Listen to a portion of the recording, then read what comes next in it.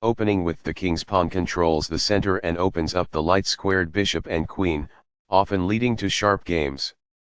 e5 is a common response that establishes a presence in the center, controls d4, and opens up the queen and dark-squared bishop. Nf3 develops the knight toward the center, attacks the e5 pawn, and prepares to castle. Nc6 develops the knight toward the center, protects the pawn on e5, and eyes the d4 square. The Ruy Lopez opening develops the bishop to immediately attack the knight on c6, the lone defender of the e5 pawn. a6 forces the bishop to decide, exchange or retreat. ba4 safely retreats the bishop while keeping pressure on the knight. Nf6 attacks the undefended e4 pawn and develops the knight at the same time. Castling gets the king out of the center and prepares to develop the rook to e1. b7 develops the dark-squared bishop and prepares to castle. 1 rupee centralizes the rook and protects the e4 pawn. b5 gains space on the queen side and forces the bishop to the b3 square. bb3 is forced, but the bishop is well placed because it attacks the f7 square. Castling gets the king out of the center and activates the rook. h3 takes control of the g4 square, stopping any bg4 or ng4 ideas from black.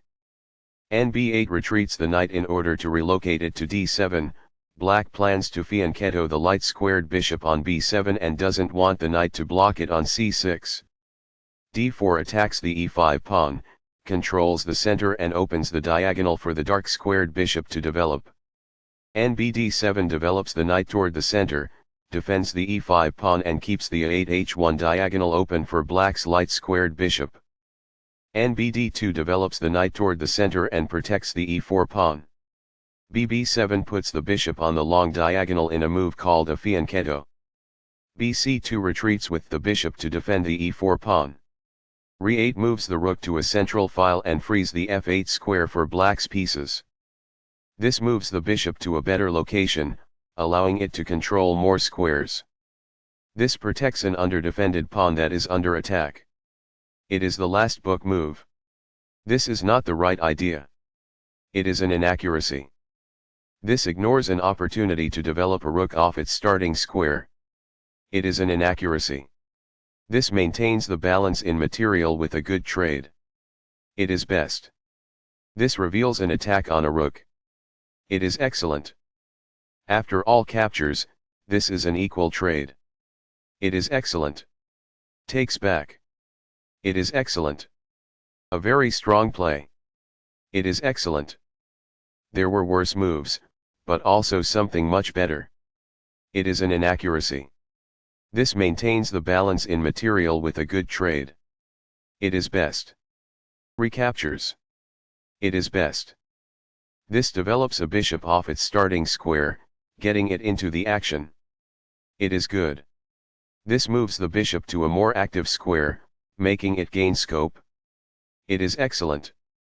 This activates a queen by developing it off of its starting square. It is best. This develops a queen off its starting square, getting it into the action. It is excellent.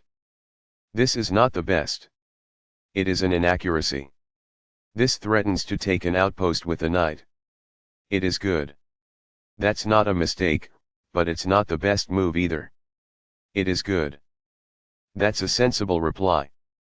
It is excellent. This is not the right idea. It is an inaccuracy. This takes an outpost, an active square where the knight cannot be kicked out by a pawn. It is good.